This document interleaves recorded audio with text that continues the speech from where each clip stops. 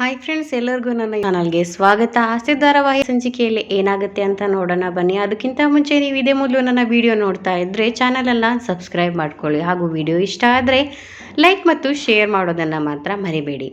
ಸಂಚಿಕೆ ಶುರುವಿನಲ್ಲಿ ಶಾಂತಿ ರಂಗನಾಥ್ ಮಾತಾಡದೆ ಇರೋದಕ್ಕೆ ಸೂರ್ಯ ಪ್ಲಾನ್ ಮಾಡಿಬಿಟ್ಟು ಮನೆಯಲ್ಲಿ ಆಗಿದ್ದನ್ನೆಲ್ಲ ಲಕ್ಕಿಗೆ ಹೇಳಿ ಮನೆಗೆ ಕರ್ಕೊಂಡು ಬರ್ತಾನೆ.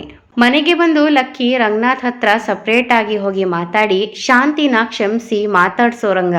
ಅದನ್ನ ಬಿಟ್ಟು ಶಾಂತಿಯಿಂದ ಮೀನಾ ಹತ್ರ ಏನಾದರೂ ಕ್ಷಮೆ ಕೇಳಿಸಿದ್ರೆ ಆಮೇಲೆ ಶಾಂತಿ ಅದನ್ನೇ ಮನಸ್ಸಲ್ಲಿ ಇಟ್ಕೊಂಡು ಮೀನಾಗೆ ಇನ್ನೂ ಜಾಸ್ತಿ ಕಾಟ ಕೊಡ್ತಾಳೆ ಅಂತ ಹೇಳಿ ಕರ್ಕೊಂಡು ಬರ್ತಾಳೆ.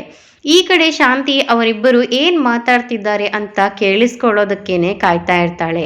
ಆಗ ರಂಗನಾಥ್ ಬಂದು ಸೂರ್ಯನ ಮುಖ ನೋಡಿದಾಗ, ಅಪ್ಪ ನನಗೆ ಬೇರೆ ದಾರಿ ಕಾಣಿಸ್ಲಿಲ್ಲಪ್ಪ, ಅದಕ್ಕೆ ಲಕ್ಕಿನ ಕರ್ಕೊಂಡು ಬಂದೆ ಅಂತ ಸೂರ್ಯ ಹೇಳ್ತಾನೆ.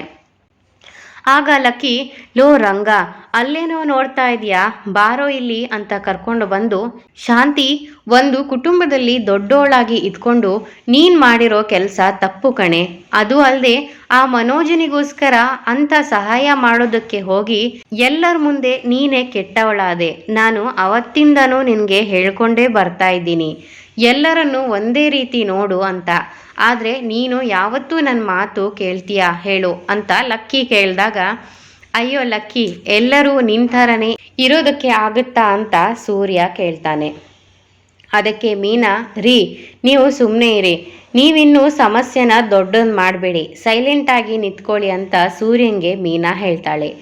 ಈ ಕಡೆ ಲಕ್ಕಿ, ಶಾಂತಿ ನೀನೇನು ಮೀನಾ ಹತ್ರ ಕ್ಷಮೆ ಕೇಳೋದೇನು ಬೇಡ, ಅದು ಅಲ್ಲದೆ ಮೀನಾ ಯಾವತ್ತೂ ಅದನ್ನೆಲ್ಲ ಬಯಸ್ತೋಳು ಅಲ್ಲ. ಆದರೆ ನೀನು ರಂಗನಾಥನಿಗೆ ಗೊತ್ತಿಲ್ಲದೆ ಇದನ್ನೆಲ್ಲ ಮಾಡಿದ್ದು ತುಂಬಾ ದೊಡ್ಡ ತಪ್ಪು ಕಣೆ ಅಂತ ಲಕ್ಕಿ ಹೇಳಿದಾಗ, ಮತ್ತೆ ನನಗೋಸ್ಕರ ಅಂತ ನಾನೇನೂ ಮಾಡಿಲ್ಲ, ನನ್ನ ಮಗನಿಗೆ ಕಷ್ಟ ಅಂತ ಬಂದಾಗ ನಾನು ನೋಡಿಕೊಂಡು ಸುಮ್ಮನೆ ಇರೋದಕ್ಕೆ ಆಗತ್ತಾ ಅತ್ತೆ ಅಂತ ಶಾಂತಿ ಕೇಳ್ತಾಳೆ. ಅದಕ್ಕೆ ಅಂತ ತಪ್ಪು ದಾರಿಯಲ್ಲಿ ಹೋಗಬೇಕಾಗಿತ್ತೇನೆ, ನೀನು ಒಂದು ಮನೆ ಅಂತ ಇರೋದು ಯಾಕೆ, ಎಲ್ಲರನ್ನೂ ಕೂರಿಸ್ಕೊಂಡು ಸರಿಯಾದ ನಿರ್ಧಾರ ತಗೋಬೋದಿತ್ತು. ಸರಿ ಆಗಿದ್ದಾಗೋಯ್ತು, ಗೊತ್ತಿಲ್ಲದೆ ತಪ್ಪು ಮಾಡಿದ್ದೀನಿ ಅಂತ ಹೇಳಿ ರಂಗನ ಹತ್ರ ಹೋಗಿ ಕ್ಷಮೆ ಕೇಳು, ಅವನು ನಿನ್ನನ್ನು ಖಂಡಿತವಾಗ್ಲೂ ಕ್ಷಮಿಸಿ ನಿನ್ನ ಹತ್ರ ಮಾತಾಡ್ತಾನೆ ಅಂತ ಲಕ್ಕಿ ಹೇಳಿದಾಗ ಶಾಂತಿ ಯೋಚನೆ ಮಾಡಿಕೊಂಡು ನಿಂತಿರ್ತಾಳೆ. ಏನೇ ನೋಡ್ತಾ ಇದೆಯಾ, ನೀನು ಮೀನಾ ಹತ್ರ ಕ್ಷಮೆ ಕೇಳೋದೇನು ಬೇಡ, ಆದರೆ ರಂಗ ನಿನ್ನ ಗಂಡ, ಅವನಿಗೆ ಗೊತ್ತಿಲ್ಲದೆ ನೀನು ಇದನ್ನೆಲ್ಲ ಮಾಡಿರೋದು ನಿನ್ನ ತಪ್ಪೆ, ನೀನು ಅವನ ಹತ್ರ ಕ್ಷಮೆ ಕೇಳಲೇಬೇಕು ಅಂತ ಲಕ್ಕಿ ಕೇಳಿದಾಗ, ಸರಿ ಅತ್ತೆ ಅಂತ ಶಾಂತಿ ಹೇಳ್ತಾಳೆ. ಬಾರೆ ಕೇಳೆ ಅಂತ ಲಕ್ಕಿ ಕರೆದಾಗ, ನಾನು ಗೊತ್ತಿಲ್ಲದೆ ತಪ್ಪು ಮಾಡಿಬಿಟ್ಟೆ, ದಯವಿಟ್ಟು ನನ್ನ ಕ್ಷಮಿಸ್ಬಿಡಿ ಅಂತ ಶಾಂತಿ ರಂಗನಾಥ್ ಹತ್ರ ಹೇಳ್ತಾಳೆ. ಆಗ ರಂಗನಾಥ್ ಅವರು, ಅಮ್ಮ ಎಲ್ಲರ ಮುಂದೆನೂ ಈ ಸಮಸ್ಯೆ ನಡೆದಿರೋದು, ಅದಕ್ಕೆ ಎಲ್ಲರೂ ಬಂದಮೇಲೆ ಅವ್ರ ಮುಂದೆನೇ ಕ್ಷಮೆ ಕೇಳೋದಕ್ಕೆ ಹೇಳು ಅಂತ ಲಕ್ಕಿ ಹತ್ರ ಹೇಳ್ತಾರೆ ರಂಗನಾಥ್. ಆಗ ಸೂರ್ಯ, ಹೌದೌದು ಇದು ಪಾಯಿಂಟ್ ಅಲ್ವಾ ಲಕ್ಕಿ, ಒಂದೇ ಒಂದು ನಿಮಿಷ ಇರು, ಎಲ್ಲರನ್ನೂ ಕರ್ಕೊಂಡು ಬರ್ತೀನಿ, ಬೇಡದೇ ಇರೋ ವಿಷಯಕ್ಕಾದರೆ ಈ ವೇಸ್ಟ್ ಬಾಡಿಗಳು ಇಲ್ಲೇ ಬಿದ್ದಿರ್ತಾವೆ, ಬೇಕಾದಾಗ ಒಬ್ಬರು ಇಲ್ಲಿ ಇರೋದೇ ಇಲ್ಲ ಅಂತ ಸೂರ್ಯ ಹೇಳಿ ರವಿನ ಕರೆಯೋದಕ್ಕೆ ಅಂತ ಹೋಗ್ತಾನೆ. ಮತ್ತೆ ಮನೋಜನ ಹತ್ರ ಬಂದು, ಏ ಪೆಂಗ್ ಬಡ್ಡಿದೆ, ಎಲ್ಲೋ ಹೋದೆ, ನೀನು ಬಾಗಿಲು ತೆಗಿಯೋ ಅಂತ ಸೂರ್ಯ ಕರಿತಿರ್ತಾನೆ. ನಂತರ ಏ ಪೌಡರ್ ಆಚೆ ಬಾ ಅಂತ ಸೂರ್ಯ ಕರೆದಾಗ, ಲೋ ಯಾಕೋ ಹಿಂಗೆ ಕಿರ್ಚ್ಕೋತಾ ಇದೆಯಾ ಅಂತ ಮನೋಜ ಮತ್ತು ರೋಹಿಣಿ ಆಚೆಗೆ ಬರ್ತಾರೆ.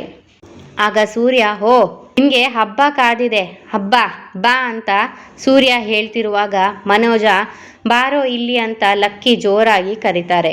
ಆಗ ಮನೋಜ, ಅಜ್ಜಿ ಬಂದಿರೋ ಥರ ಇದೆ, ಹಾ ಅಜ್ಜಿ ಬಂದೆ ಅಂತ ಬಂದಾಗ ರವಿ ಮತ್ತೆ ಶ್ರುತಿ ಇಬ್ರು ಆಚೆಗೆ ಬಂದು, ಅಜ್ಜಿ ಯಾವಾಗ ಬಂದ್ರಿ ಅಂತ ಕೇಳ್ತಾರೆ. ಏನಜ್ಜಿ ದಿಢೀರಂತ ಬಂದಿದ್ದೀರಾ ಅಂತ ರವಿ ಕೇಳಿದಾಗ ಲಕ್ಕಿ, ವಿಷಯ ಇದೆ ಕಣೋ, ಇಲ್ಲಿ ನಡೆದಿರೋ ಪ್ರತಿಯೊಂದು ವಿಷಯನೂ ನನಗೆ ಗೊತ್ತಾಯಿತು, ನಿಮ್ಮ ಅಪ್ಪ ಅಮ್ಮ ಇಬ್ಬರು ಮಾತಾಡ್ತಾ ಇಲ್ವಲ್ಲ ಅದಕ್ಕೆ ಅಂತ ಲಕ್ಕಿ ಹೇಳಿದಾಗ, ಅಜ್ಜಿ ಆ್ಯಕ್ಚುಲಿ ನೋಡಿದರೆ ಇಲ್ಲಿ ಎಲ್ಲನೂ ತಪ್ಪು ನಡೀತಾನೇ ಇದೆ ಅಂತ ಶ್ರುತಿ ಹೇಳಿದಾಗ ಶ್ರುತಿ ನೋಡಿ ಶಾಂತಿ ಕೋಪ ಮಾಡ್ಕೊಳ್ತಾಳೆ. ಆಗ ಲಕ್ಕಿ, ಎಲ್ಲ ಗೊತ್ತಾಗಿನೇ ಕಣಮ್ಮ ಇಲ್ಲಿಗೆ ಬಂದಿರೋದು, ಒಂದು ಸಮಸ್ಯೆ ಅಂತ ಬಂದಾಗ ಈ ಥರ ಮಾತಾಡದೆ ಇರಬಾರ್ದು, ನೀವು ಯಾರು ಇದನ್ನು ಕಲ್ತ್ಕೋಬೇಡಿ, ಅರ್ಥ ಆಯ್ತಾ. ಈಗ ಶಾಂತಿ ರಂಗನ ಹತ್ರ ಹೋಗಿ ಕ್ಷಮೆ ಕೇಳ್ತಾಳೆ ಅಂತ ಹೇಳಿ, ಶಾಂತಿ ಯಾಕೆ ನಿಂತ್ಕೊಂಡಿದ್ಯಾ, ಕೇಳು ಅಂತ ಲಕ್ಕಿ ಹೇಳ್ತಾರೆ. ಆಗ ಶಾಂತಿಗೆ ಎಲ್ಲರ ಮುಂದೆ ಕ್ಷಮೆ ಕೇಳೋದಕ್ಕೆ ಮುಜುಗರ ಆಗಿರುತ್ತೆ. ಆದರೂ ಕೂಡ ಬೇರೆ ದಾರಿ ಇಲ್ಲದೆ ರಂಗನಾಥ್ ಹತ್ರ ಬಂದು, ನಾನು ಬೇಕು ಅಂತ ಏನು ಮಾಡಲಿಲ್ಲ, ನನ್ನನ್ನು ಕ್ಷಮಿಸ್ಬಿಡಿ, ಇನ್ಮೇಲೆ ಈ ರೀತಿ ಎಲ್ಲ ಮಾಡೋದಿಲ್ಲ ಅಂತ ಶಾಂತಿ ಕೇಳ್ತಾಳೆ. ಆಗ ಲಕ್ಕಿ, ಏ ರಂಗ, ನೀನ್ಯಾಕೋ ಸುಮ್ಮನೆ ಕೂತಿದೀಯಾ, ಸರಿ ಅಂತ ಹೇಳು ಅಂತ ಲಕ್ಕಿ ಹೇಳಿದಾಗ, ಸರಿ ಆಯಿತು ಅಂತ ರಂಗನಾಥ್ ಹೇಳ್ತಾರೆ. ಆಗ ಸೂರ್ಯ, ಸೂಪರ್ ಸೂಪರ್ ಲಕ್ಕಿ, ನೀನು ಸೂಪರ್ ಅಂತ ಕೈ ತಟ್ತಾ, 1 ವಾರದಿಂದ ಯಾರ ಕೈಲೂ ಆಗದೆ ಇರೋ ಸಮಸ್ಯೆನ ನಮ್ಮ ಲಕ್ಕಿ ಎಷ್ಟೊಂದು ಚೆನ್ನಾಗಿ ಬಗೆಹರಿಸ್ಬಿಟ್ರು ಅಂತ ಹೇಳ್ತಾ ಇರಬೇಕಾದ್ರೆ ಲಕ್ಕಿನೇ ಗುರಾಯಿಸ್ತಾ ಇರೋದನ್ನು ನೋಡಿ ಸೂರ್ಯ ಸುಮ್ಮನಾಗ್ಬಿಡ್ತಾನೆ. ನಂತರ ಲಕ್ಕಿ ಮೀನಾ ಹತ್ರ ಬಂದು, ಮೀನಾ, ಅವಳು ಮಾತಾಡಿದ್ದನ್ನೆಲ್ಲ ಮನಸ್ಸಿಗೆ ತಗೋಬೇಡಮ್ಮ ಅಂತ ಹೇಳಿದಾಗ, ಇಲ್ಲ ಅಜ್ಜಿ, ಹಾಗೇನೂ ಇಲ್ಲ, ಆದರೆ ಅತ್ತೆ ನಮ್ಮ ಅಮ್ಮನ ಬಗ್ಗೆ ಎಲ್ಲ ಮಾತಾಡಿದ್ರಲ್ಲ, ಅದನ್ನು ಕೇಳಿ ಸ್ವಲ್ಪ ಬೇಜಾರಾಗಿತ್ತು. ಅದನ್ನು ಬಿಟ್ಟರೆ ಬೇರೆ ನನಗೆ ಅವ್ರ ಮೇಲೆ ಕೋಪ ಇಲ್ಲ ಅಜ್ಜಿ ಅಂತ ಮೀನಾ ಹೇಳ್ತಾಳೆ. ಅದಕ್ಕೆ ಲಕ್ಕಿ, ಕೇಳಿಸ್ಕೊಂಡೇನೆ ಶಾಂತಿ, ಇದನ್ನೇ ಕಣೆ ಮನೆಗೋಸ್ಕರ ಬಿಟ್ಕೊಡೋದು ಅಂತ ಹೇಳೋದು, ಇನ್ಮೇಲಾದರೂ ಇವಳನ್ನ ಅರ್ಥ ಮಾಡ್ಕೋ ಅಂತ ಲಕ್ಕಿ ಹೇಳ್ತಾರೆ. ಅದನ್ನು ಕೇಳಿ ಶಾಂತಿ ಮುಖ ತಿರ್ಸ್ಕೊಳ್ತಾಳೆ. ನಂತರ ಲಕ್ಕಿ, ಮನೋಜ್ ಬಾರೋ ಇಲ್ಲಿ ಅಂತ ಕರೆದಾಗ, ಹೇಳಿ ಅಜ್ಜಿ ಅಂತ ಮನೋಜ್ ಲಕ್ಕಿ ಹತ್ರ ಬಂದು ಕೂತ್ಕೊಳ್ತಾನೆ. ಆಗ ಲಕ್ಕಿ ಮನೋಜನ ಕೆನ್ನೆಗೆ ಜೋರಾಗಿ ಬಾರಿಸಿದಾಗ, ಯಾಕಜ್ಜಿ ಹೀಗೆ ಹೊಡೆದ್ಬಿಟ್ರಿ ಅಂತ ಮನೋಜ್ ಕೇಳ್ತಾನೆ. ಅದಕ್ಕೆ ಲಕ್ಕಿ, ಏನೋ ಅಜ್ಜಿ, ಇದಕ್ಕೆಲ್ಲ ಮೂಲ ಕಾರಣ ನೀನೇ ಕಣೋ, ಏನೋ ಓದಿ ದಬ್ಬಾಕಿದ್ದೀಯಾ ಅಂತೆ ದೊಡ್ಡದಾಗಿ ಓದಿದ್ದೀನಿ ಅಂತೆಲ್ಲ ಹೇಳ್ಕೊಳ್ತಾ ಇದ್ದೆ, ಇದೇನೋ ನೀನು ಓದಿರೋ ಲಕ್ಷಣ, ನಿಮ್ಮ ಅಪ್ಪ ಅಮ್ಮ ನಿನಗೆ ಅವಾಗವಾಗ ಹೀಗೆ 4 ಕೊಟ್ಟು ಬೆಳೆಸಿದ್ದಿದ್ರೆ ನಿನಗೆ ಬುದ್ಧಿ ಬಂದಿರ್ತಿತ್ತು ಅಂತ ಲಕ್ಕಿ ಹೇಳಿದಾಗ, ಲಕ್ಕಿ, ಇವನು ಊರಲ್ಲಿ ಬೆಳೆದಿದ್ರೆ ಇವನಿಗೆ ಸಖತ್ತಾಗಿ ಇರ್ತಿತ್ತು, ಆ ಕಡ್ಡಿ ಇಟ್ಟಿದ್ದೀಯಲ್ಲ ನೀನು ಸಣ್ಣದು, ನನಗೆ ಕೊಡ್ತಿದ್ಯಲ್ಲ ಅವಾಗವಾಗ, ಅದೇ ಥರ ಇವನಿಗೆ ಕೊಡಬೇಕಾಗಿತ್ತು ಒದೆಗಳನ್ನ, ಅವಾಗ ಗೊತ್ತಾಗ್ತಿತ್ತು ಇವನಿಗೆ ಅಂತ ಸೂರ್ಯ ಹೇಳಿದಾಗ ಮನೋಜ್ ಸೂರ್ಯನನ್ನು ಗುರಾಯಿಸ್ತಾ ಇರ್ತಾನೆ. ಆಗ ಲಕ್ಕಿ, ಏನು ನಮ್ಮ ದೊಡ್ಡ ಸೊಸೆ ಅಂತ ಕರೆದಾಗ, ಹೇಳಿ ಅಜ್ಜಿ ಅಂತ ರೋಹಿಣಿ ಬರ್ತಾಳೆ. ಆಗ ಲಕ್ಕಿ, ಅಲ್ಲಮ್ಮ ರೋಹಿಣಿ, ನಮ್ಮ ಇವನು ಇಷ್ಟು ದೊಡ್ಡ ಕತ್ತೆ ಆದರೂ ಕೂಡ ಮುದ್ದು ಮಾಡಿ ಇವನ್ನ ಹಾಳು ಮಾಡಿಬಿಟ್ಲು, ನೀನು ಬಂದಾಗಿಂದ ಇವನನ್ನು ಸ್ವಲ್ಪ ತಿದ್ದಬಾರ್ದಾಗಿತ್ತಾ ಅಂತ ಕೇಳಿದಾಗ, ಇಲ್ಲ ಅಜ್ಜಿ, ಅವರಿಗೆ ಗೊತ್ತಿಲ್ಲದೆ ಯಾಮಾರ್ಬಿಟ್ರು ಅಂತ ರೋಹಿಣಿ ಹೇಳ್ತಾಳೆ.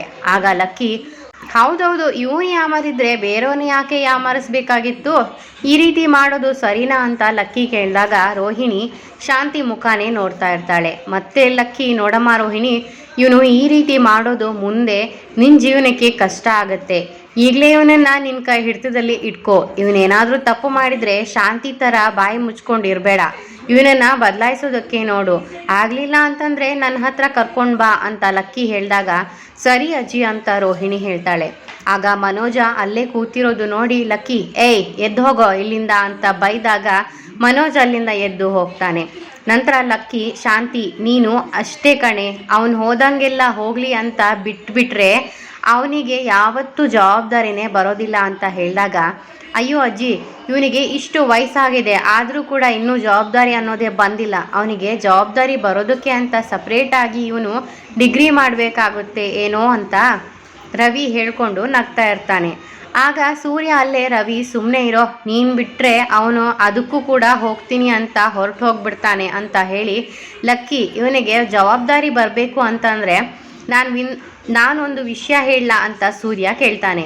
ಏನು ಹೇಳು ಅಂತ ಲಕ್ಕಿ ಅಜ್ಜಿ ಕೇಳಿದಾಗ, ಅದು ಲಕ್ಕಿ, ಇವನು ಒಟ್ಟು 29 ಲಕ್ಷ ಕೊಡಬೇಕು, ಅದನ್ನು ಕೊಟ್ಟ ಅಂತಂದರೆ ಇವನಿಗೆ ಜವಾಬ್ದಾರಿ ಬಂತು ಅಂತಾನೆ ಅರ್ಥ, ಅದನ್ನು ಕೊಡೋದಕ್ಕೆ ಹೇಳಿ ಅಂತ ಸೂರ್ಯ ಹೇಳಿದಾಗ, ಏಯ್ ಅವನು ಹೇಗೋ ಅಷ್ಟೊಂದು ದುಡ್ಡನ್ನು ಒಟ್ಟು ಮಾಡಿ ಕೊಡ್ತಾನೆ ಅಂತ ಲಕ್ಕಿ ಕೇಳ್ತಾರೆ.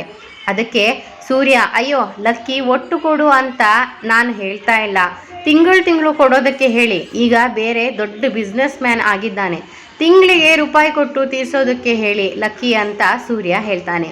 ಅದನ್ನು ಕೇಳಿ ರೋಹಿಣಿ ಮತ್ತು ಮನೋಜ್ಗೆ ಕೋಪ ಬಂದು ಸೂರ್ಯನೇ ನೋಡ್ತಾ ಇರ್ತಾರೆ. ನೀನು ಹೇಳೋದು ಕರೆಕ್ಟಾಗಿದೆ ಕಣೋ ಅಂತ ಲಕ್ಕಿ ಹೇಳಿದಾಗ, ಅಜ್ಜಿ ಅದು ಹೇಗೆ ಸಾಧ್ಯ, ಬರೋ ದುಡ್ಡು ನನಗೆ ಬಿಸ್ನೆಸ್ಗೆ ಸರಿ ಹೋಗುತ್ತೆ, ಮತ್ತು ರೋಹಿಣಿನ ನೋಡಜ್ಜಿ ಇನ್ನೂ ಅರ್ಶಿನ ದಾರನೇ ಕಟ್ಕೊಂಡಿದ್ದಾಳೆ, ಇವಳಿಗೆ ತಾಳಿ ಚೈನ್ ಬೇರೆ ಮಾಡಿಸ್ಕೊಡ್ಬೇಕು ಅಂತ ಮನೋಜ ಹೇಳ್ತಾನೆ. ಆಗ ಸೂರ್ಯ, ಪೆಂಗ್ಯ, ಅದೆಲ್ಲ ನಿನ್ನ ಪ್ರೈವೇಟ್ ವಿಷಯ ಕಣೋ, ಮೊದಲು ಸಾಲ ತೀರಿಸು, ಆಮೇಲೆ ಅದನ್ನೆಲ್ಲ ನೋಡು ಅಂತ ಸೂರ್ಯ ಹೇಳಿದಾಗ, ಹೌದು ಸೂರ್ಯ, ಅವ್ರು ಹೇಳೋ ಐಡಿಯಾ ಕೂಡ ಸೂಪರ್ ಆಗೇ ಇದೆ.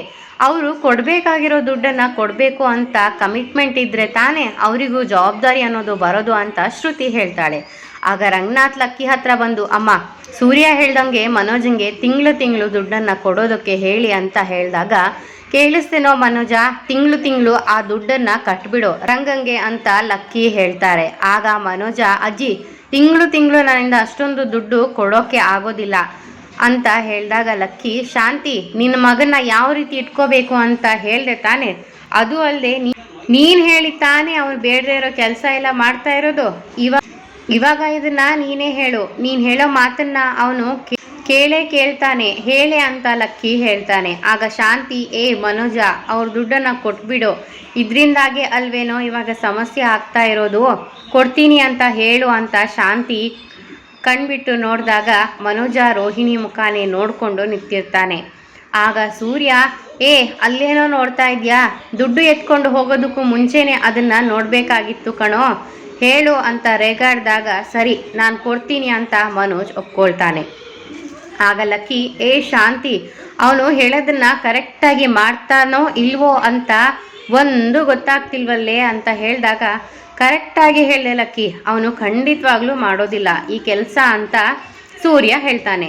ಸುಮ್ಮನೆ ಇರೋ ನೀನಂತ ಲಕ್ಕಿ ಹೇಳಿ ಶಾಂತಿ ಬಾರೆ ಇಲ್ಲಿ ಅಂತ ಕರೆದಾಗ ಶಾಂತಿ ಬಂದು ಲಕ್ಕಿ ಮುಂದೆ ನಿಂತ್ಕೋತಾರೆ. ಆಗ ಲಕ್ಕಿ, ನೋಡೆ ಶಾಂತಿ, ತಿಂಗಳು ಇವರಿಗೆ ಏನು ದುಡ್ಡು ಕೊಡಬೇಕೋ ಅದನ್ನು ಇವನ ಕೈಲಿಂದ ಇಸ್ಕೊಳ್ಳೋ ಜವಾಬ್ದಾರಿ ನಿಂದೆ ಅಂತ ಹೇಳಿದಾಗ ಅದನ್ನು ಕೇಳಿ ಶಾಂತಿಗೆ ಶಾಕ್ ಆಗುತ್ತೆ. ಅದು ಅತ್ತೆ ನಾನಾ ಅಂತ ಶಾಂತಿ ಕೇಳಿದಾಗ, ನೀನೇ ಕಣೆ ಅವನ ಕಡೆಯಿಂದ ದುಡ್ಡನ್ನು ನೀನೇ ಇಸ್ಕೊಳ್ಬೇಕಾಗಿರೋದು ಅಂತ ಲಕ್ಕಿ ಹೇಳಿದಾಗ, ಸರಿ ಆಯಿತು ಅತ್ತೆ ಅಂತ ಶಾಂತಿ ಒಪ್ಕೊಳ್ತಾಳೆ. ಆಗ ಸೂರ್ಯ, ಲಕ್ಕಿ, ಸೂಪರ್ ಲಕ್ಕಿ ನೀನು, ಅದಕ್ಕೆ ನೀನು ಇರಬೇಕು ಅಂತ ಹೇಳೋದು ಅಂತ ಹೇಳಿದಾಗ, ಅಜ್ಜಿ, ಒಂದು ರೀತಿಲಿ ಎಲ್ಲ ಸಮಸ್ಯೆನೂ ಬಗೆಹರಿತು, ಬನ್ನಿ ನಾನು ನಿಮಗೆ ಟೀ ಕೊಡ್ತೀನಿ ಅಂತ ಹೇಳಿ ಮೀನಾ ಹೇಳ್ತಾಳೆ. ಸರಿ ಅಂತ ಲಕ್ಕಿ ಎದ್ದು ಹೋದಾಗ ರಂಗನಾಥ್ ಅವರು, ಅಮ್ಮ, ನನಗೆ ಸ್ವಲ್ಪ ಕೆಲಸ ಇದೆ ಅಂತ ಆಚೆ ಹೋಗ್ತಾರೆ. ಅಲ್ಲಿ ಎಲ್ಲರೂ ಹೊರಟು ಹೋದ್ಮೇಲೆ ಶಾಂತಿ ಮಾತ್ರ ಒಬ್ಬಳೇ ಕೂತ್ಕೊಂಡು ಯೋಚನೆ ಮಾಡ್ತಾ ಇರ್ತಾಳೆ. ಆ ಕಡೆ ರೋಹಿಣಿ ರೂಮಲ್ಲಿ ಒಬ್ಬಳೇ ಯೋಚನೆ ಮಾಡ್ತಾ ಇರುವಾಗ ಅಲ್ಲಿಗೆ ಮನೋಜ ಬಂದು, ಏನು ರೋಹಿಣಿ ಇದು ಈ ರೀತಿ ಆಗೋಯ್ತಲ್ಲ ಅಂತ ಮನೋಜ ಕೇಳಿದಾಗ, ಯಾವುದು ಬಗ್ಗೆ ಹೇಳ್ತಾ ಇದ್ದೀರಾ ಅಂತ ರೋಹಿಣಿ ಕೇಳ್ತಾಳೆ. ಅಲ್ಲ, ತಿಂಗಳು 50,000 ರೂಪಾಯಿ ಕೊಡಬೇಕು ಅಂತ ಸೂರ್ಯ ಬೇರೆ ಹೇಳ್ತಿದ್ದಾನೆ, ಇದನ್ನೆಲ್ಲ ಪ್ಲ್ಯಾನ್ ಮಾಡಿ ಸೂರ್ಯ ಲಕ್ಕಿನ ಇಲ್ಲಿ ಕರ್ಕೊಂಡು ಬಂದಿರೋದು ಅಂತ ಮನೋಜ ಹೇಳಿದಾಗ, ಅವರು ಬಂದಿರೋದಕ್ಕೆ ಅಲ್ವಾ ಮನೋಜ್ ಮಾವ ಅತ್ತೆ ಜೊತೆ ಮಾತಾಡಿದ್ದು ಅಂತ ರೋಹಿಣಿ ಹೇಳ್ತಾಳೆ.